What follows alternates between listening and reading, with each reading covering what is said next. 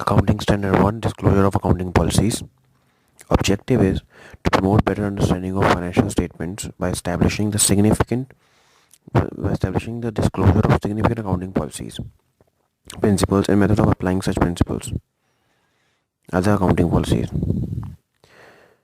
तो इसका यही है कि डिस्क्लोजर की जो हम अकाउंटिंग पॉलिसीज़ है, अकाउंटिंग पॉलिसीज़ क्या होती है, principles, method, rules of applying such principles, इन सबको डिस्क्लोज किया जाए सही से, ताकि हम कहा जा सके कि हमारी फाइनेंशियल स्टेटमेंट सही से बनी है. Need for disclosure accounting policy promote better understanding, better analysis, better comparison. इसके अंदर कुछ फंडामेंटल अकाउंटिंग एग्जम्पशंस होती है, going concern, consistency, accrual base of accounting. ये तीन होती है जिनको हमें स्पेसिफिकली डिस्क्लोजर में नहीं डालना होता, लेकिन अगर इन तीनों में से एक भी फॉलो नहीं कर रहे हम तो हमें स्पेसिफिकली वो चीज़ डिस्क्लोजर में दिखानी पड़ेगी. अगर हमें फॉलो कर रहे हैं तो there no need to show them separately. Principles governing selection of an AP.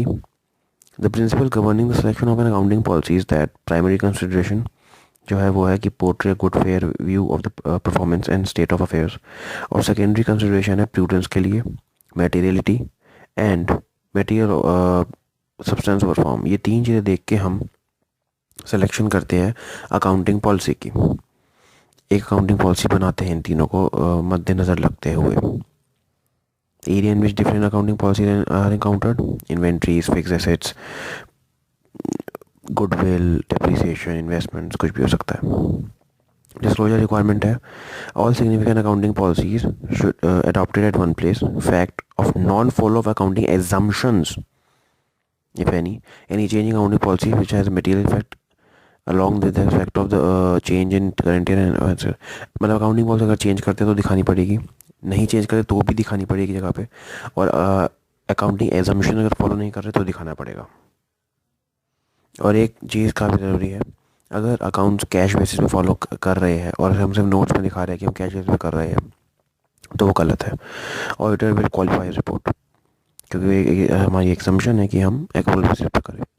दूसरा, अगर एएस फॉलो नहीं कर रही है कोई एंटरप्राइज ये कह के कि हम प्रॉफिट मेकिंग ऑर्गेनाइजेशन नहीं है या हम एनपीओ है, तो वो गलत है. एएस फॉलो हर ऑर्गेनाइजेशन को करना पड़ेगा, चाहे वो प्रॉफिट मेकिंग हो या ना हो, बिजनेस डील करती हो या ना हो. Thank you.